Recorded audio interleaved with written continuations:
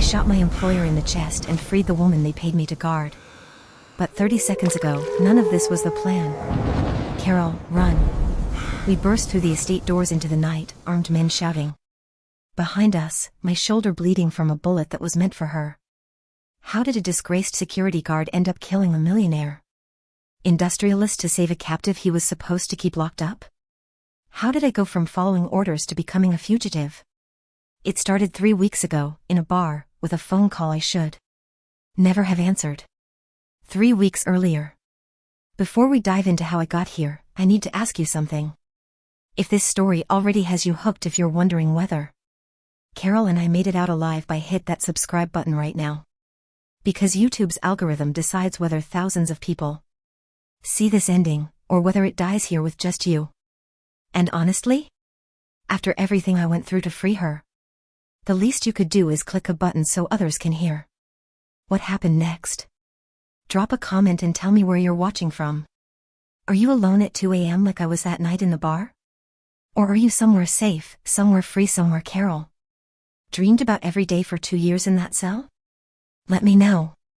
Because this story, it only survives if you help it reach the people who need to hear it. Now, let me take you back to where it all started. That night, the call came through a burner phone. A voice I didn't recognize was corporate, clipped, no warmth. Among the city's underground security contractors, Edmund M. Karst was a name spoken in whispers. It was obvious who held the power. The others were just middlemen, dark suits, faces hardened by legal gray zones and offshore accounts. They had that empty professionalism of men who'd buried too many secrets. The meeting was set in a dive bar on 5th Street. Neon lights flickering. Rain hammering the windows. People hunched over their drinks, nursing their own failures. Some ignored me completely, others shot quick glances before looking away. The desperate recognized their own. A man in an expensive charcoal suit slid into the booth across from me. Designer watch. Cold eyes. He didn't offer his hand. He produced a leather portfolio and set it on the scarred table between us. Mr. Dyer. His voice was ice. Edmund Karst. I have a proposition. He opened the portfolio. Contract. Non-disclosure agreement. Remote location coordinates burned into my vision. $50,000 up front. $200,000 upon completion. Murmurs died in my throat. My hands trembled. The whiskey glass felt too heavy suddenly. 3 months. 1 assignment. Guard duty at my private estate. The number hit me like a fist to the chest. My debts, the lawsuits, the settlements, the crushing weight of what I owed to the families, all of it could disappear. Some part of me wanted to walk away. Most of me stayed frozen. In seconds, every rational thought fled. I was the only one left willing to listen. Karst studied me across the table. His driver, a silent bulk of muscle by the door, kept his eyes on me. Why me? I asked, voice rough. Why not someone clean? Because you haven't had legitimate work in 18 months. Your license was revoked after the Meridian Tower incident. Your bank account shows exactly $47. $50,000 is $50,000. He nodded slowly. He respected desperation. He knew it intimately. The job is simple. Guard a high-value asset at my mountain estate. The previous contractors quit. All of them. He slid the contract closer. Heavy paper. A pen that probably cost more than my rent. Report to the Cascade estate within 2 days. GPS coordinates are in the file. My man will drive you. I did the math fast. 6 hours by car through the mountains. Remote location. No cell service probably. 2 days if I needed to settle things in the city. What kind of asset? I asked, trying to keep my voice steady. Karst's lips curved into something that wasn't quite a smile. The kind that requires 24-hour surveillance. Don't let it escape. Don't ask questions. That's the only rule, Mr. Dyer. He stood, buttoned his jacket. The previous guards quit within days. One lasted 3 weeks before he disappeared. Left everything behind. We found him 2 weeks later in the forest. Hypothermia, the coroner said. But he'd been running. Barefoot. In November. And then he was gone. I sat alone in that booth. Contract in one hand. Pen in the other. The scratched tabletop reflected the neon sign outside, vacancy. I didn't know if I should sign. But I did anyway. My hands shook as I wrote my name. I returned to my apartment with the cashier's check. Its weight in my jacket pocket felt unreal, too light for that much money, too heavy for what it meant. My studio was dark. One room. Mattress on the floor. Empty takeout containers. The eviction notice still taped to my door. I sat on the edge of the bed, head in my hands. The Meridian Tower surveillance footage played on repeat in my mind, always did. The security breach. My failure to stop it. 3 people died.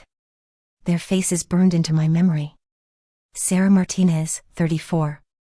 Teacher. David Chen, 41. Accountant. Emma Rodriguez, 29. Graduate student. I knew their names. Their families knew mine. My phone buzzed. Text from my sister, "Mom's asking about you again. When are you visiting?" I stared at the message. Couldn't answer. What would I say?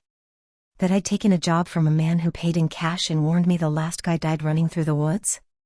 I typed back, "Got some contract work. Good money. I'll visit after." The lie tasted like copper. I pulled out the contract and read it again under the flickering bulb. Non-disclosure agreement. Breach of contract penalties, lawsuit, criminal charges, imprisonment. One rule, don't let the asset escape. Asset. Not a person. Not a prisoner. Asset.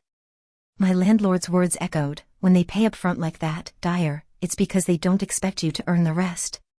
You know that, right?" I knew. But I needed this. I needed to prove I could still do the job. Follow orders. Not fail again.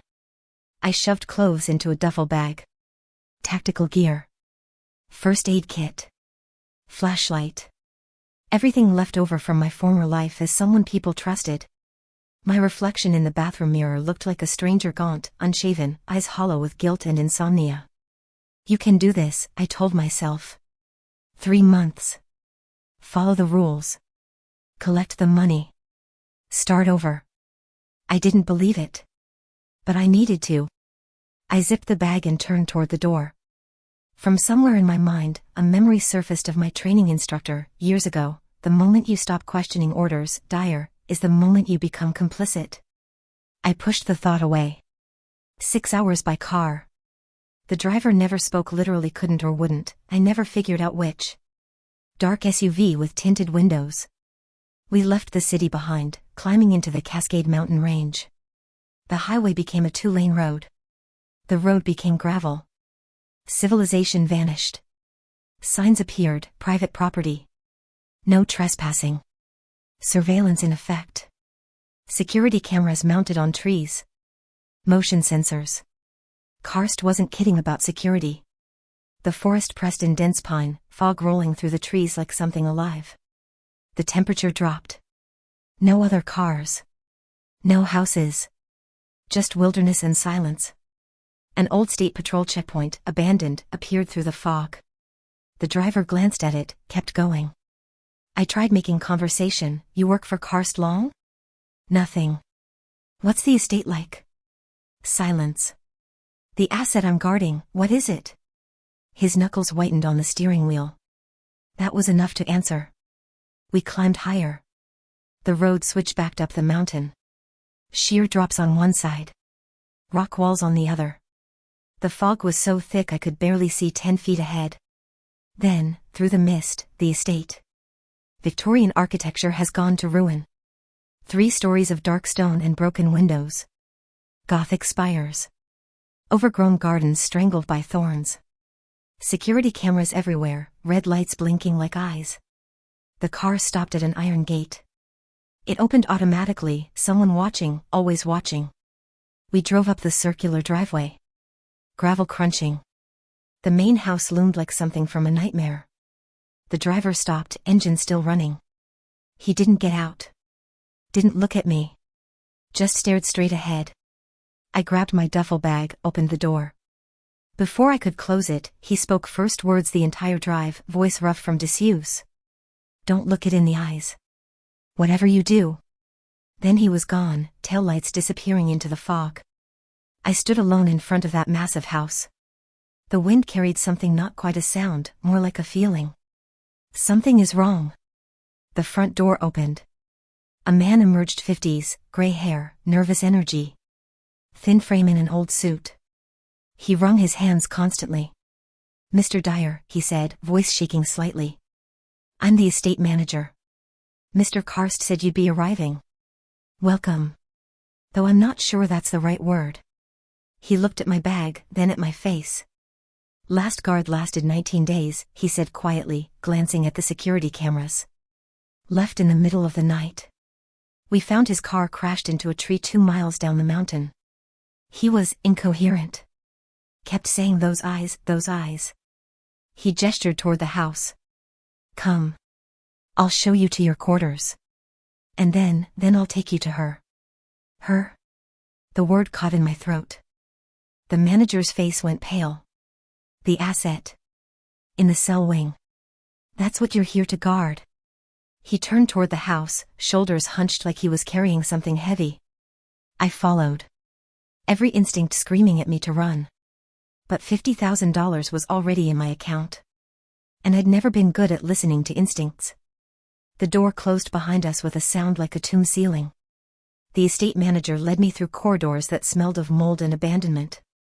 Our footsteps echoed on marble floors cracked with age.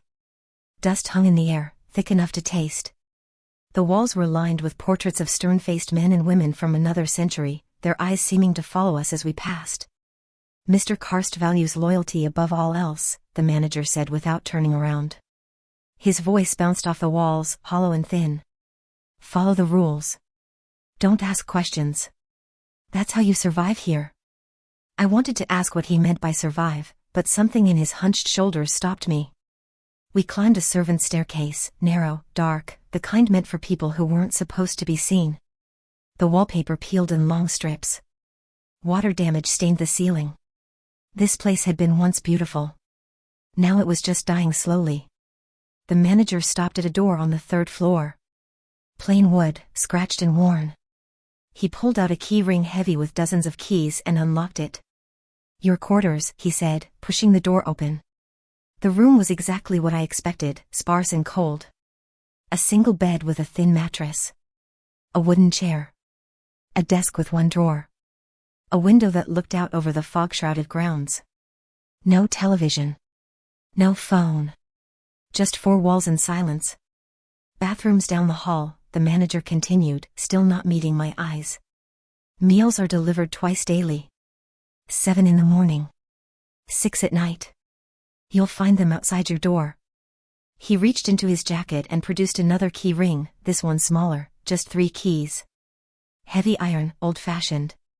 The kind that opens serious locks. These are for the cell wing, he said, holding them out. His hand trembled slightly. 1 for the corridor door.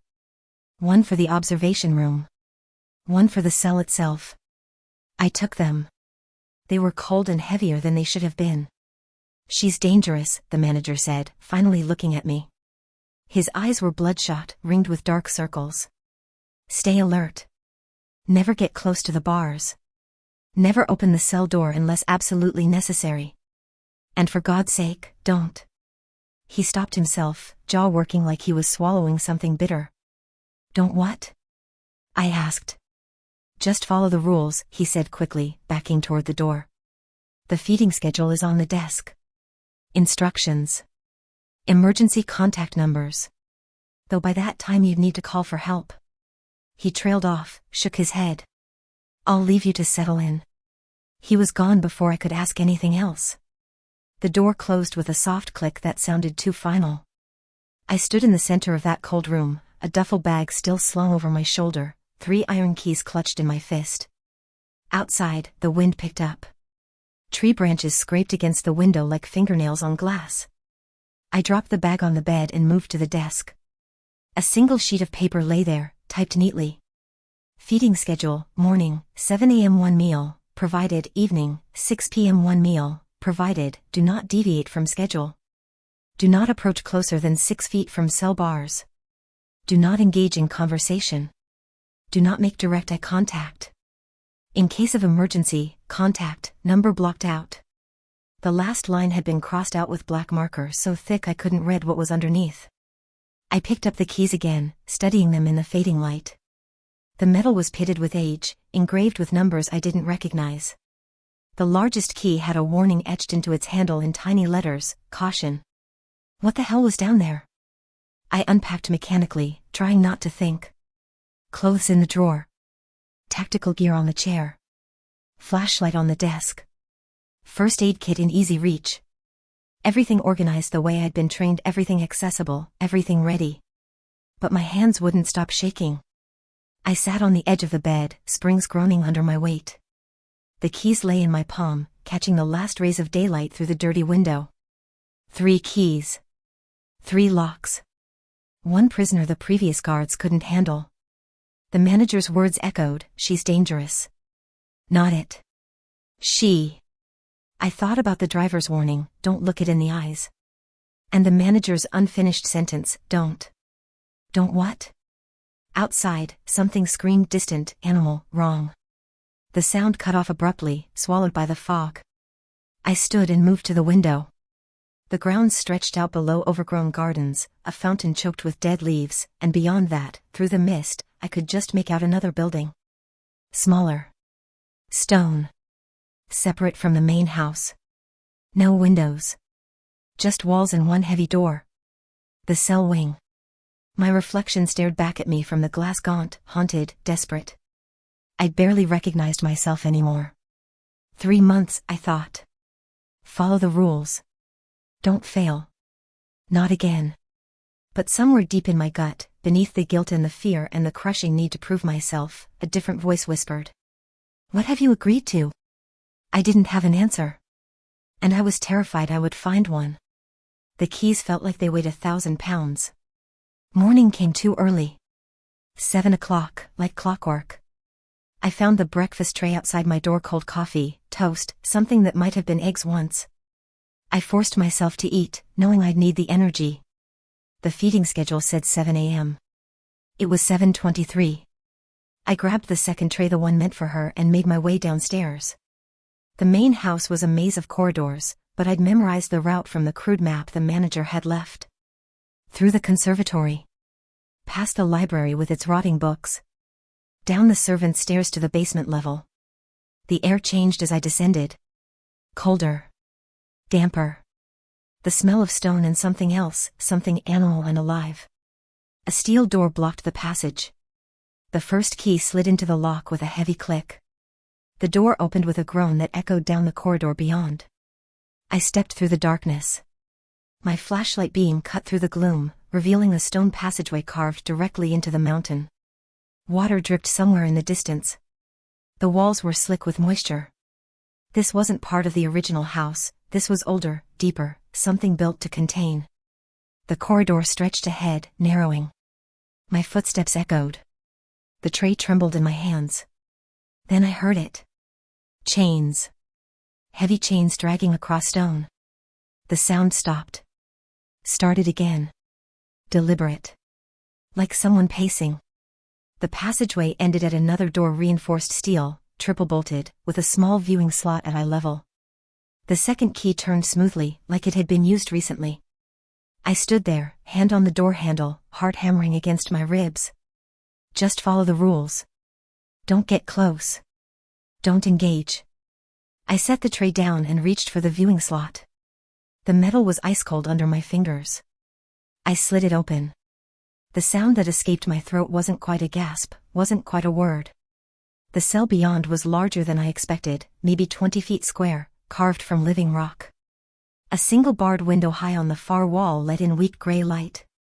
And there, in the center of that cold stone room, sitting on a thin mattress with her back against the wall. She was beautiful. Not human. Not entirely.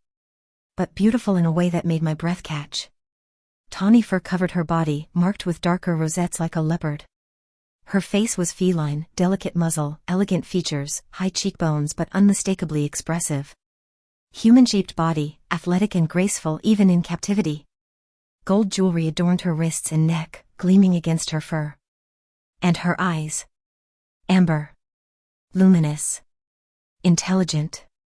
They locked onto mine through the viewing slot. I stumbled backward, shoulder hitting the corridor wall. What the hell? Please. Her voice cut through my panic. Clear. Cultured. Desperate. Humans. Please, I won't hurt you. I froze. She'd spoken. Not growled, not snarled, spoken. In perfect English. She rose slowly, chains rattling with the movement. Heavy iron manacles circled her wrists and ankles, connected by thick chains bolted to the floor. She could move, but not far. Not enough to reach the door. I know you're frightened, she continued, taking a careful step forward. The chains clinked. I understand. But please just listen. I slammed the viewing slot shut. The metal clang echoed down the corridor like a gunshot. My hands were shaking. The tray lay forgotten at my feet, food scattered across the stone. She talked. She's not an animal. She's... What? What was she? I backed down the corridor, a flashlight beam jerking wildly. Through the steel door.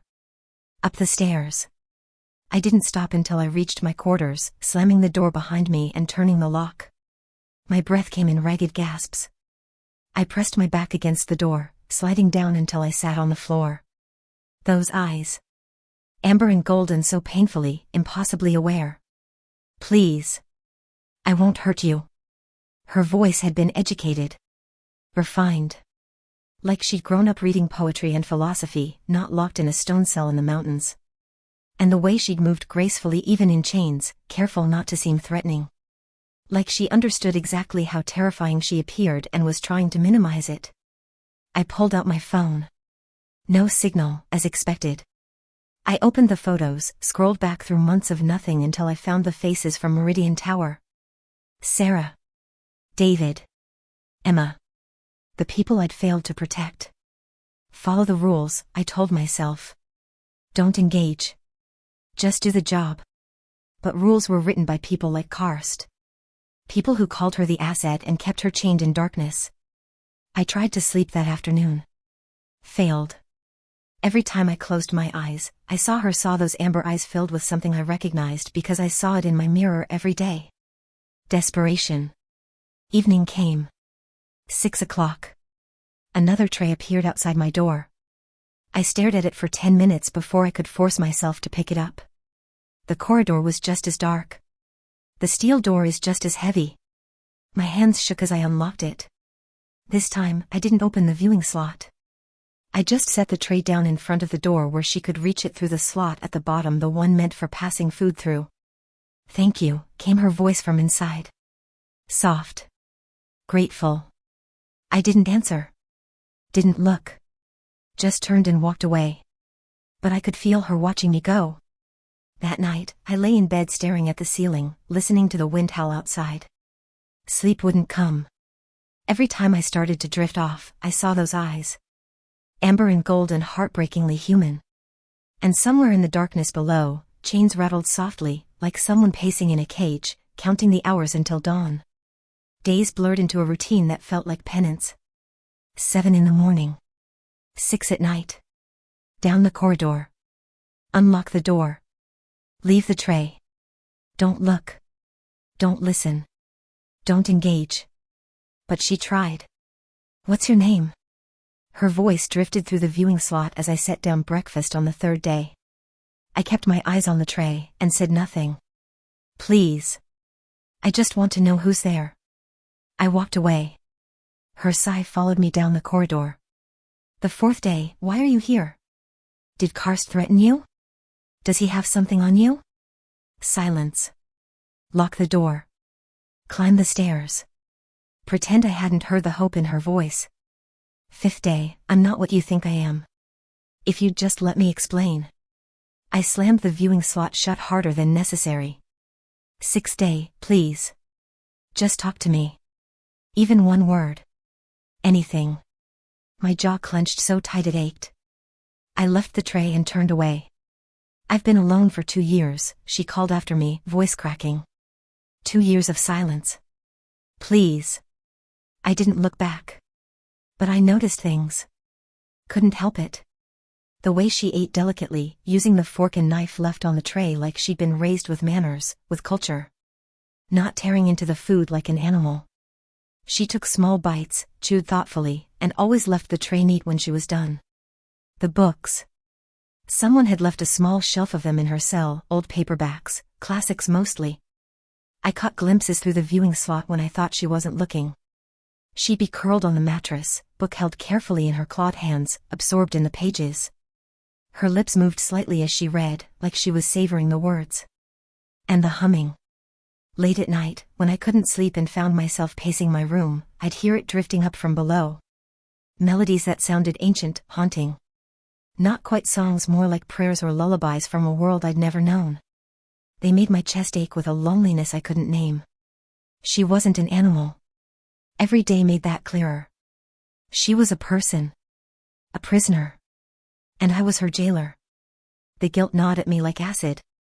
At night, I'd lie awake thinking about Meridian Tower, about the rules I'd followed that got people killed, about the rules I was following now. About what just doing my job actually meant. On the 7th day, she changed tactics.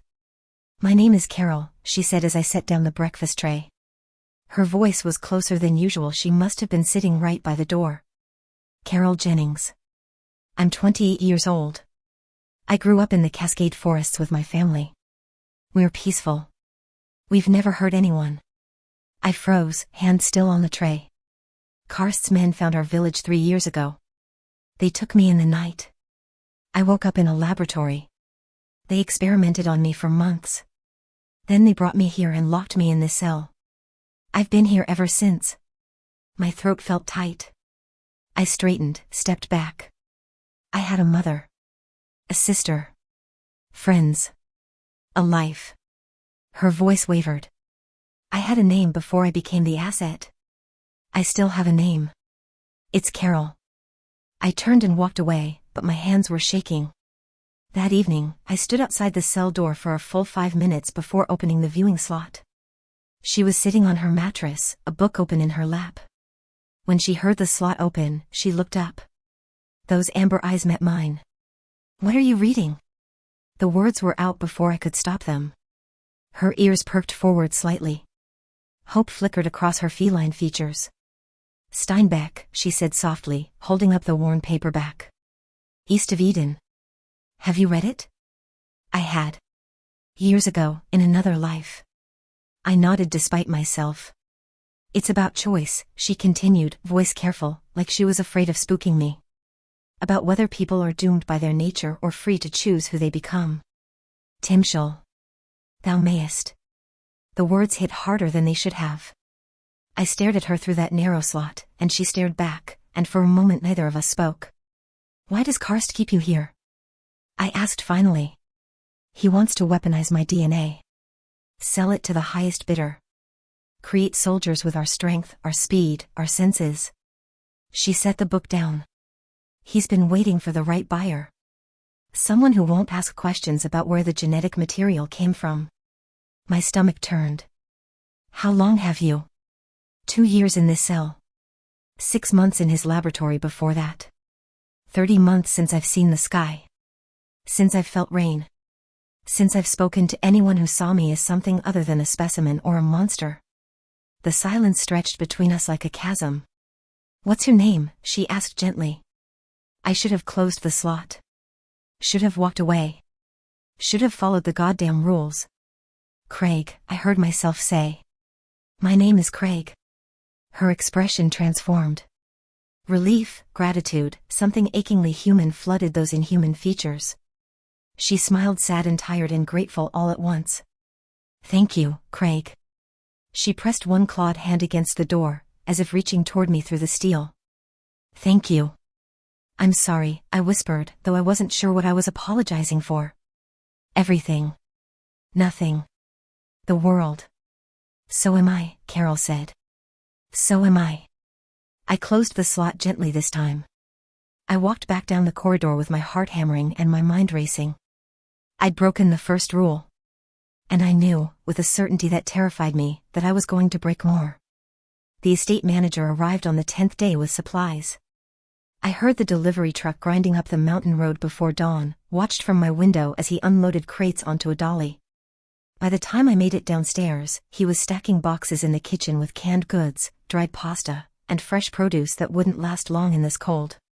He looked more haggard than before. Dark circles under his eyes. A tremor in his hands. "Morning," I said from the doorway. He jumped, nearly dropping a box of rice. "Mr. Dyer. Didn't hear you come down. How long has she been here?" The question came out before I could second guess it. His hands stilled on the crate. He didn't look at me. "I don't think." "How long?" A long pause. He glanced up at the corner of the kitchen where a security camera's red light blinked steadily. When he spoke, his voice barely rose above a whisper. 2 years. Give or take. My chest tightened. What did she do? Why is she here? She didn't do anything. He set the box down carefully, precisely. Mr. Karst acquired her. Research purposes, he said. That's all I know. Acquired? The word tasted like poison. You mean kidnapped? His head snapped up, eyes wide with fear. Don't. He glanced at the camera again, stepped closer, voice dropping even lower. Don't dig, Mr. Dyer. Please. The last guard who asked questions, he disappeared. One day he was here, and the next day gone. Mr. Karst said he quit, but his car was still in the driveway. His belongings are still in his room. 2 weeks later, they found what was left of him in a ravine 10 miles from here. What do you mean, what was left? Wild animals, the police said. His hands were shaking now, really shaking. But there aren't any predators in these mountains that do that kind of damage.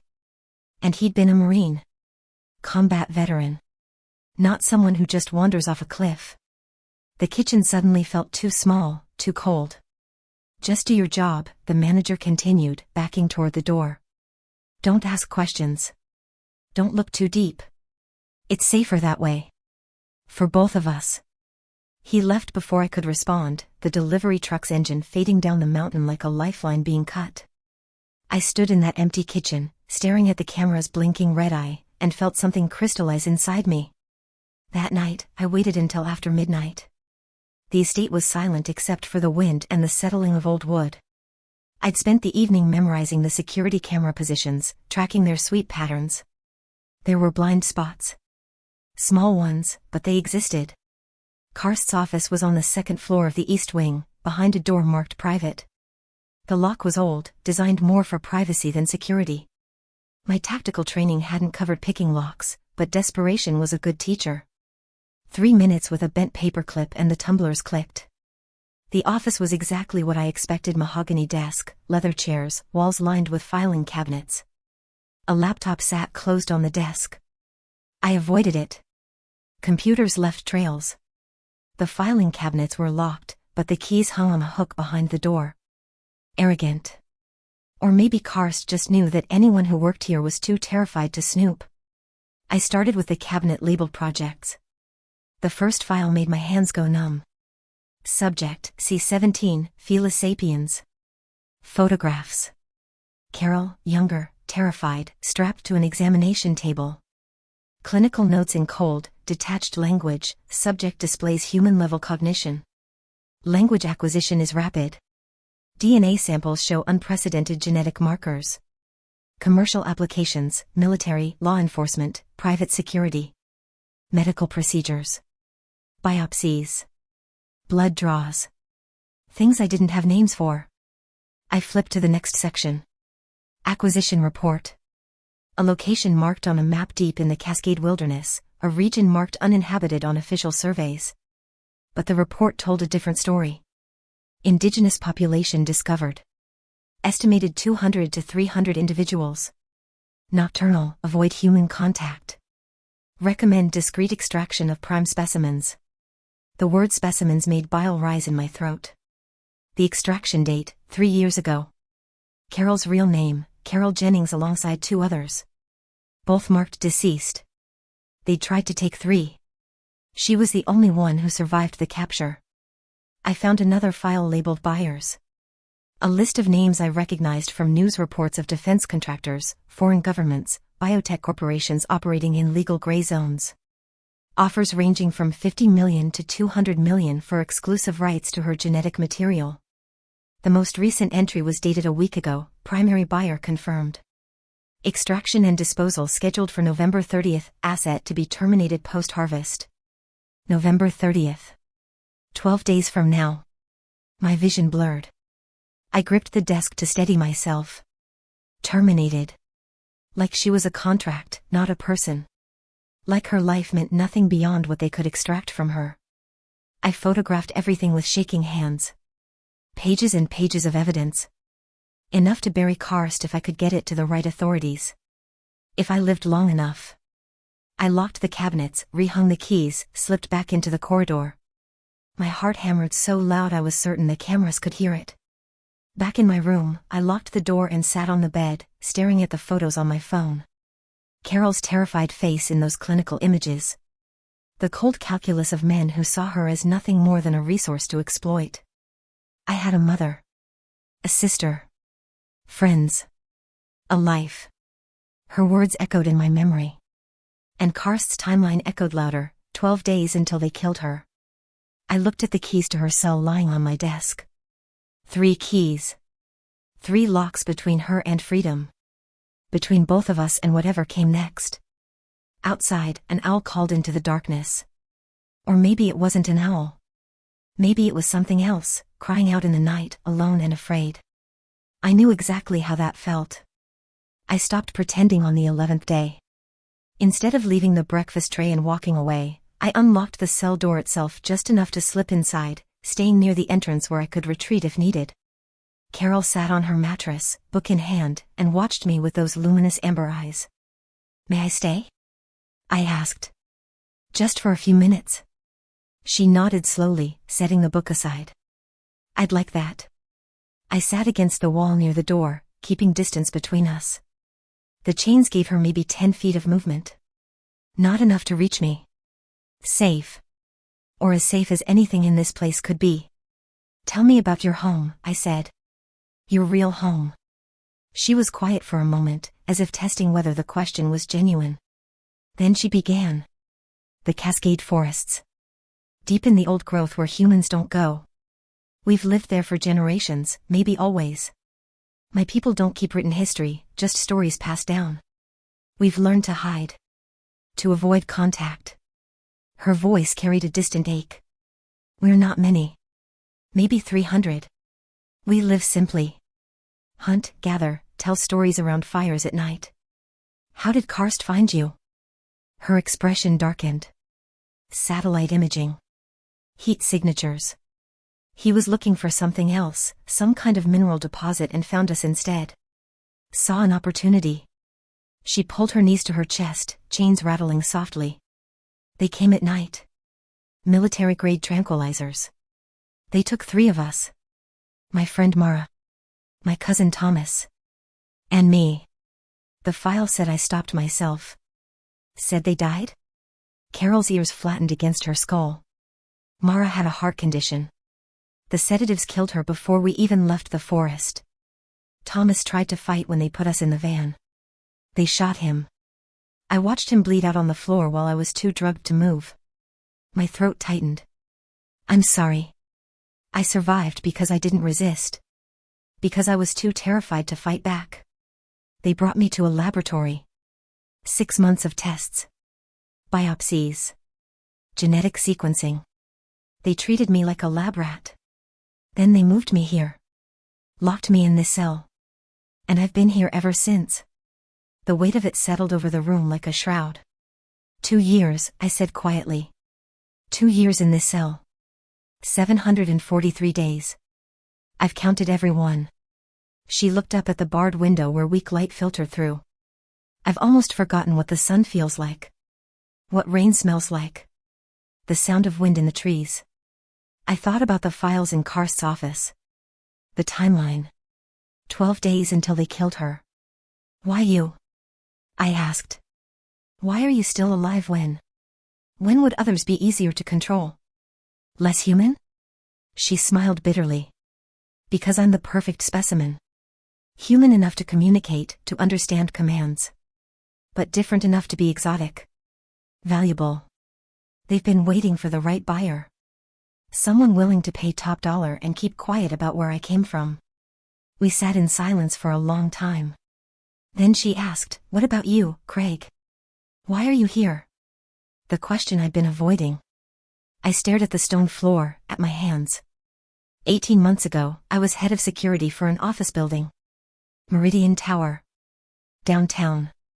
The words felt like broken glass. There was a breach. Someone got past security.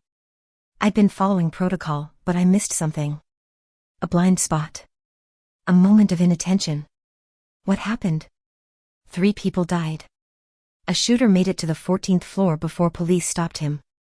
3 innocent people who'd come to work that morning. Sarah Martinez. David Chen. Emma Rodriguez. I closed my eyes. I knew their names. I knew their faces. And I failed them. So you took this job to prove you could follow orders, Carol said softly. To prove you weren't broken. Something like that. My voice cracked. I thought if I could just do this one thing right. Follow every rule. Not ask questions. Not fail. Then maybe I'd stop seeing their faces every time I closed my eyes. And has it worked? I looked up at her. No. Now I just see your face too. Carol moved then, slowly, chains clinking as she shifted closer. Not threatening. Just closing the distance between us. She stopped at the edge of her chain's reach, maybe 5 feet away. Craig, listen to me. Her voice was gentle but firm. You're not broken. You're here. You're seeing me not as a monster, not as an asset, but as a person. That takes courage. More courage than blindly following orders. I don't feel courageous. I feel complicit. Then stop being complicit. The words hung in the air between us. She reached out one hand, arm extended as far as the chains would allow. Her clawed fingers stretched toward me, trembling slightly. You're not like the others, she said. You still have a choice. You can still choose who you want to be. Timshel. Thou mayest. I stared at her outstretched hand. Every instinct, every rule, every warning screamed at me to stay back. To maintain distance. Do not make this personal. But it was already personal. Had been from the moment I heard her speak. I moved forward. Closed the distance. Reached out. Our fingers touched. Her skin was warm. Soft despite the fur. Real. Human in all the ways that mattered. Electric current ran up my arm. Not dangerous. Just alive. Connection after so much isolation. Neither of us pulled away. Thank you, Carol whispered, amber eyes glistening. Thank you for seeing me. I squeezed her hand gently. I'm going to get you out of here. The words surprised me. But once spoken, I knew they were true. They'll kill you, she said. Maybe. But I'm not letting them kill you. For the first time since I'd met her, Carol smiled. Really smiled. And despite the chains, despite the stone walls, despite everything, it was beautiful. I stayed in that cell for an hour. Then too. Talking. Listening. Building something neither of us had expected. Hope. The days stopped feeling like imprisonment and started feeling like stolen moments. I began bringing my meals down to the cell, sitting on the cold stone floor with my back against the wall while Carol sat cross-legged on her mattress. We'd eat together, separated by iron bars and chains, talking about everything and nothing. I raided the estate's library, dusty volumes no one had touched in years. Brought her poetry. Fiction. Philosophy. She devoured them like someone dying of thirst. Whitman, she said one evening, holding a worn collection carefully. Listen to this, I am large, I contain multitudes. Isn't that perfect? We're all more than one thing. More than what others see. More than what we've done, I added quietly. She looked at me over the book, understanding in those amber eyes. Yes. More than what we've done. She taught me words in her language, a melodic tongue that sounded like wind through leaves and water over stones. The Isa meant friend. Varys meant freedom. Kaelin meant something like finding light in darkness. What's your word for hope? I asked one night. Shaleth. She pronounced it with a soft exhale. But it's more than hope. It's the act of holding on when there's no reason left to. Defiant hope. Shaleth, I repeated, mangling the pronunciation. She laughed, the first real laugh I'd heard from her. It transformed her face, made her look younger, less haunted. The sound made my chest ache. I told her about the world outside. Technology she'd never seen. Movies. Music. The way cities looked at night, all lights in motion. She listened with wonder, asking questions like a child. She described her forest home with such vivid detail I could almost see the ceremony of first snow, when her people would gather to sing the old songs. The way moonlight filtered through ancient cedars. The taste of wild blackberries in summer. Her mother's laugh. Her sister's terrible jokes. Do you think they're still looking for you? I asked. I hope so. Her voice was small. But it's been so long. They might think I'm dead. Might have mourned and moved on. That's what hurts most, the thought that I'm already forgotten. You're not forgotten. Not by them. And not by me. The words hung between us, heavier than I'd intended. We laughed sometimes. She told stories about her childhood, getting stuck in a tree and refusing to call for help out of pride, sitting there for 6 hours until her sister found her. I told her about my failed attempt to cook Thanksgiving dinner alone, how I'd somehow managed to set water on fire. How do you set water on fire? She asked, grinning. I'm still not entirely sure. And we cried. Late one night, she told me about Mara, her best friend since childhood, who'd died in a van. How they'd promised to always protect each other. How she'd failed. I understand, I said, and I did. We both carried our dead. 3 weeks in, something shifted. The air between us felt different, charged with something neither of us had named. Craig, she said one evening as I was preparing to leave. Yeah.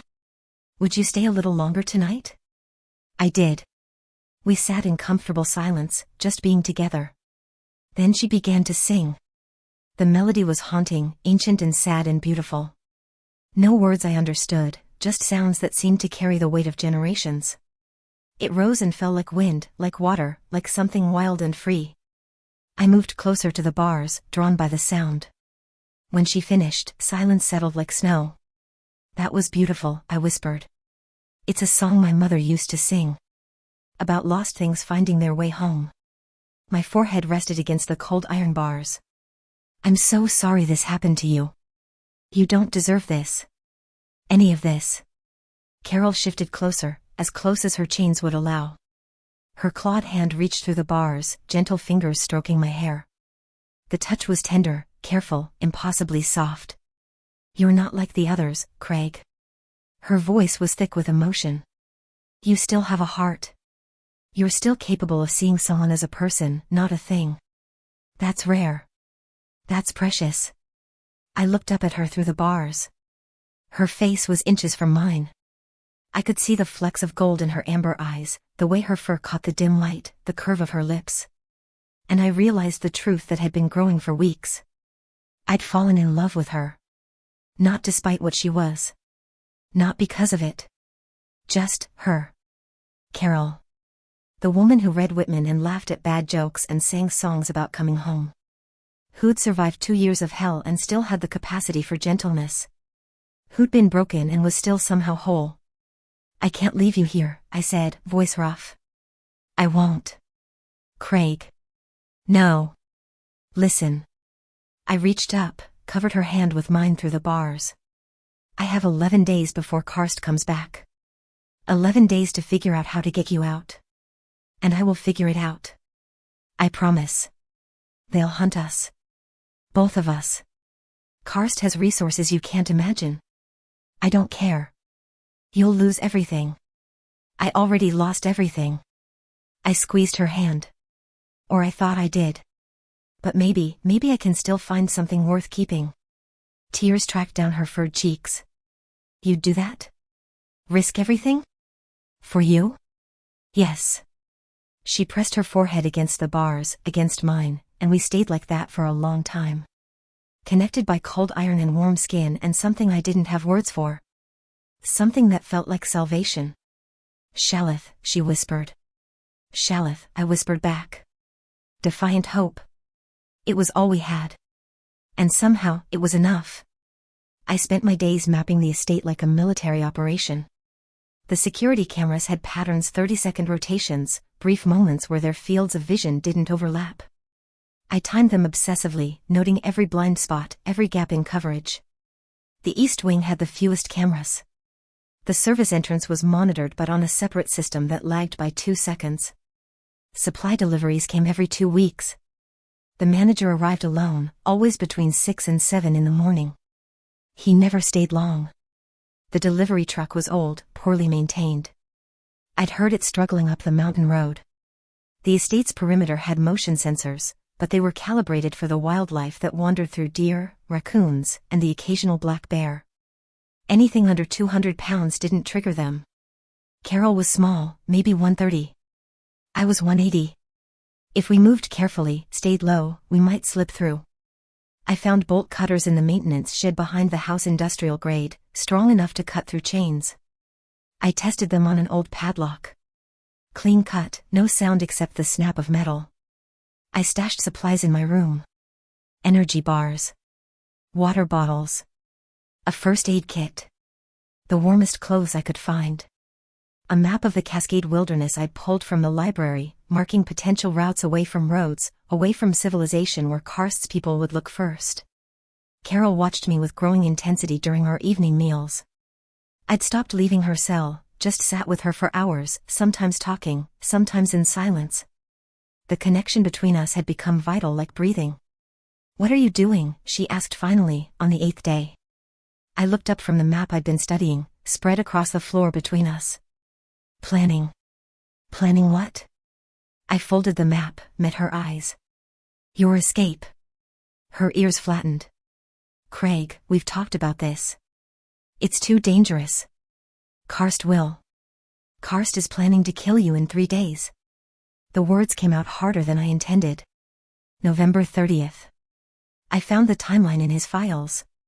They're going to harvest your genetic material and then terminate you. That's the word they used.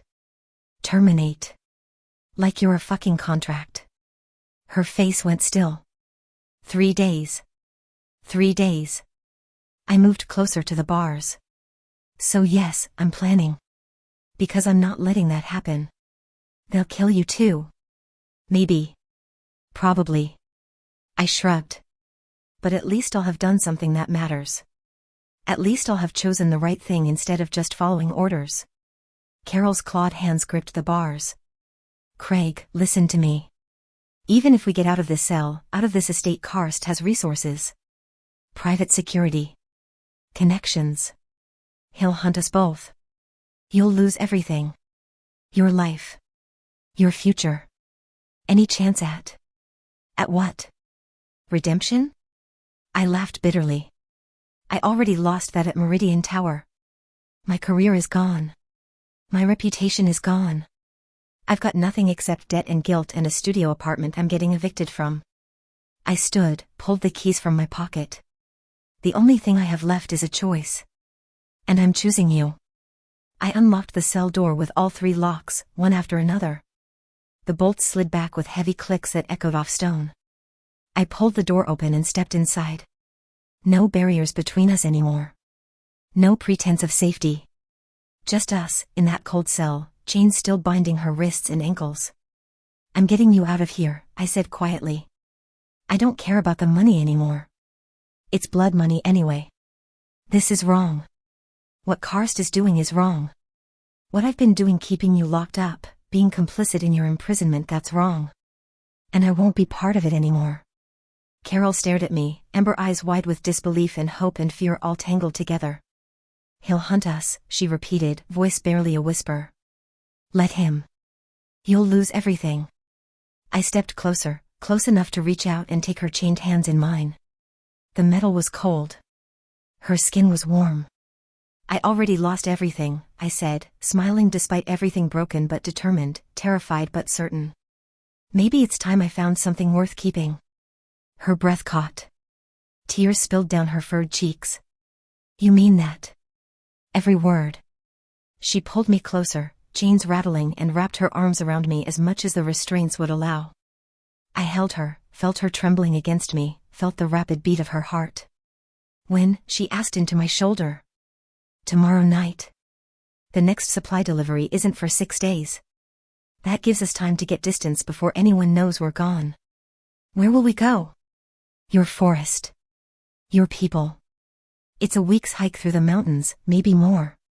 But it's remote enough that Karst's people won't follow easily. And if your family is still there, they'll protect us, Carol finished. If they're still alive. If they haven't scattered. It's a chance. Better than waiting here to die. She pulled back, looked at me with those luminous eyes. Craig, I need you to understand what you're giving up. There's no coming back from this. Once we run, you're a fugitive. A criminal. Your life as you knew it is over. I cupped her face gently, thumb brushing away her tears. My life as I knew it ended 18 months ago when I failed those people. This is the first thing I've done since then that feels right. That feels like choosing instead of just surviving. Shalith, she whispered. Shalith, I agreed. She kissed me then, gentle and desperate and grateful all at once. Her lips were soft, her breath warm. The kiss tasted like tears and hope and defiance. When we pulled apart, she was smiling through the crying. Tomorrow night, she said. Tomorrow night, I confirmed. I'll cut your chains. We'll slip out during the camera rotation. East wing, service entrance. Then into the forest before dawn. And then? And then we run. Together. Until we find home. Her hand squeezed mine, clawed and strong and trembling. Thank you, Carol whispered. For seeing me. For choosing me. For being brave enough to break. Thank you, I said back, for giving me something worth being brave for. We sat together in that cell until late into the night, planning our escape, holding each other, preparing for the moment when we'd stop being prisoner and jailer and become something else entirely. Fugitives. Partners. Free. Tomorrow couldn't come fast enough. The alarm shattered the night like breaking glass. I jerked awake in Carol's cell where I'd fallen asleep planning our escape. Carol was already on her feet, chains pulled at her ankles where I'd been preparing to cut them in the morning. What is that? She asked, ears flat against her skull. The klaxon wailed through the estate urgently, violently. Then I heard it, engines. Multiple vehicles roaring up the mountain road. No. My blood turned to ice. No. They're not supposed to be here until... Craig, what's happening? I grabbed the bolt cutters, attacked her chains with desperate speed. The ankle restraints snapped. Started on her wrists. He's early. Karst is early. We need to. The corridor door slammed open. Heavy footsteps. Shouting. Move. I cut through the last chain. Carol stumbled free, rubbing her wrists where the manacles had left raw marks. But we were too late. The cell door burst open. 4 men in tactical gear, weapons raised.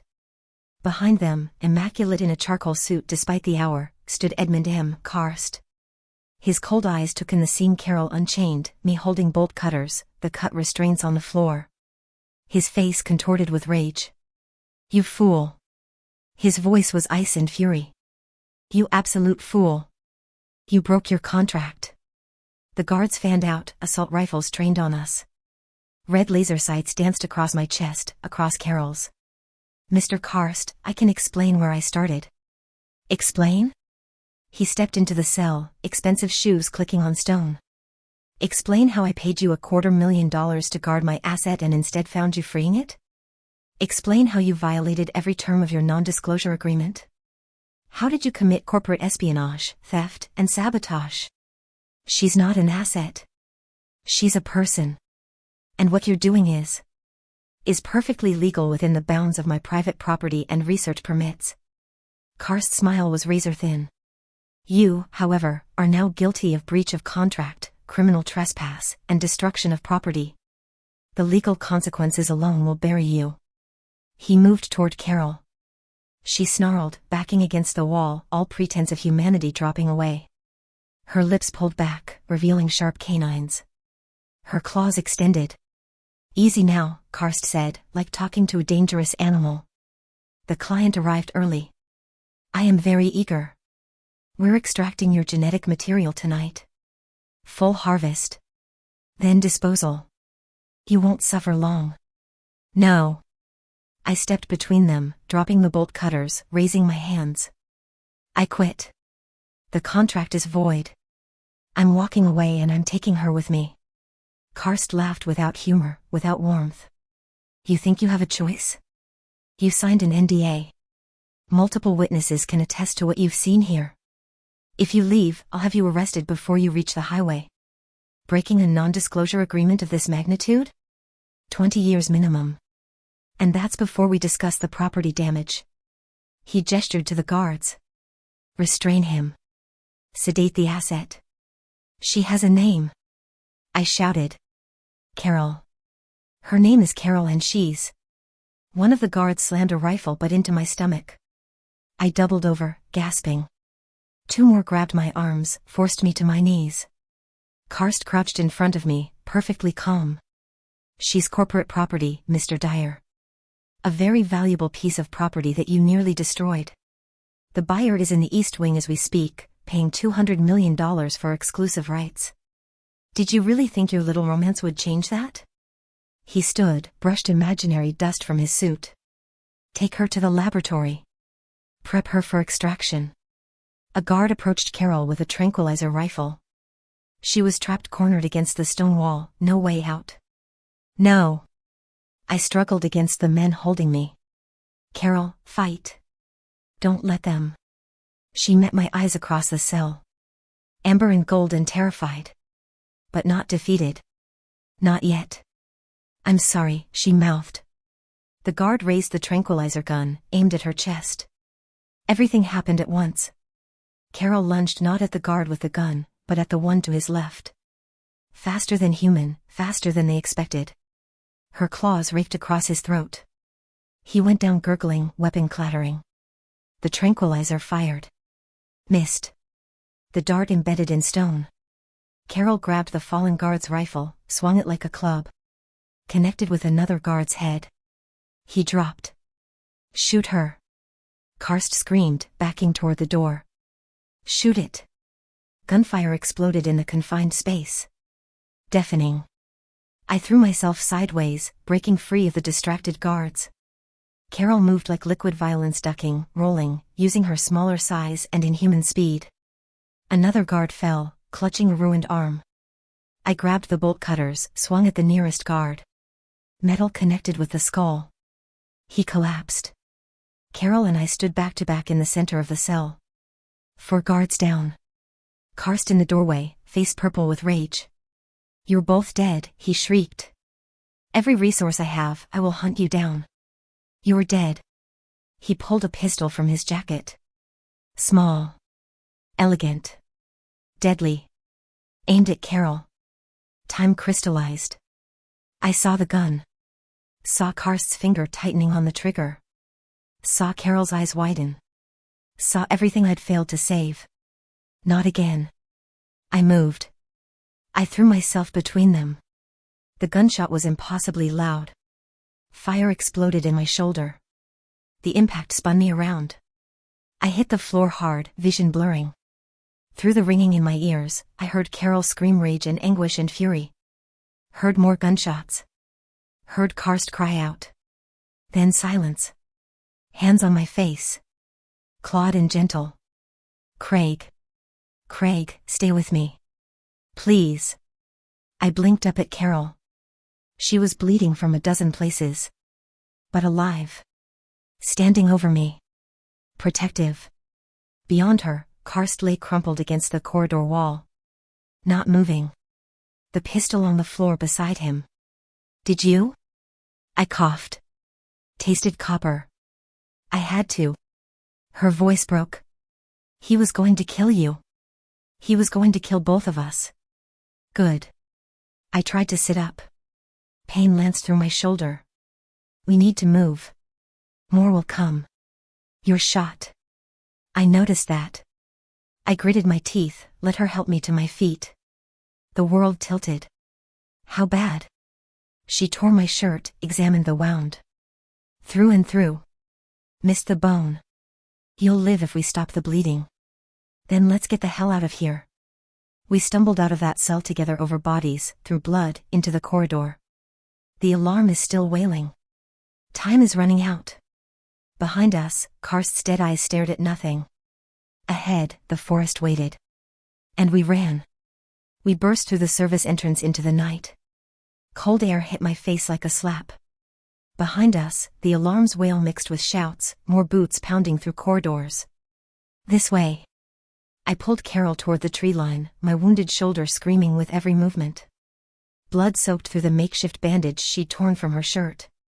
You're losing too much blood, she said, supporting half my weight. I'll bleed later. Run now. We hit the forest at a dead sprint. Branches whipped past. Roots tried to trip us. The darkness was absolute under the canopy, no moon, no stars, just black broken by our ragged breathing. Behind us, the estate lit up like a prison yard. Floodlights swept the grounds. Men shouting coordinates. Dogs barking. They'll track us, I gasped. Not if we move fast. Carol's voice was steady despite everything. Can you keep going? Don't have a choice. She grabbed my hand, clawed and strong and warm, and pulled me deeper into the wilderness. Suddenly she wasn't the prisoner anymore. She was home. Carol moved through the forest like she was part of it. Her night vision saw what I couldn't.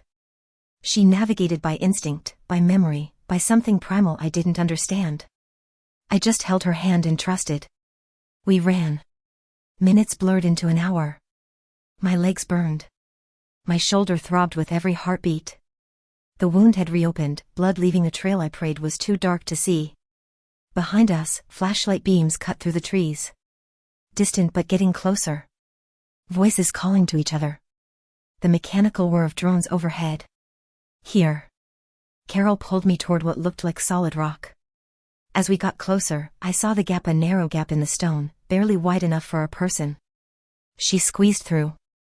I followed, biting back a scream as my shoulder scraped against rock. The fissure opened into a small cave. Carol pressed a hand over my mouth, her own breathing barely audible. Outside, flashlights played across the rocks. Boots crunched on fallen leaves. Lost the blood trail. Drones have heat signatures heading northwest.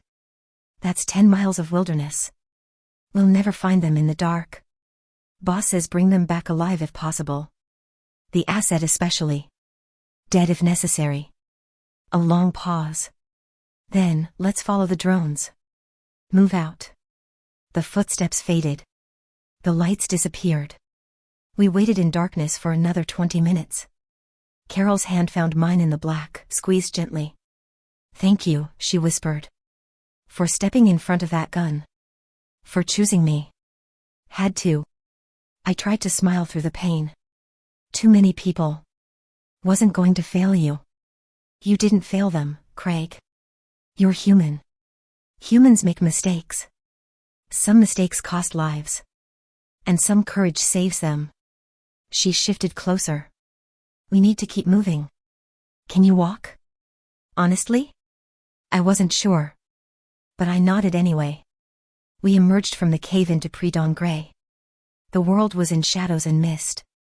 Carol oriented herself by things I couldn't see, the angle of moss on trees, the sound of distant water, the smell of the air. We're close, she said. My territory. Where my people live. We climbed higher. The forest changed to older trees, thicker canopy, a quality of wildness that felt protected, untouched. My vision swam. My legs were rubber. Only Carol's grip kept me upright. Then I heard it. Water. Rushing water. We broke through the undergrowth into a clearing. A waterfall cascaded down black rock into a pool that steamed slightly in the cold air. Dawn light filtered through the mist, turning everything gold and ethereal.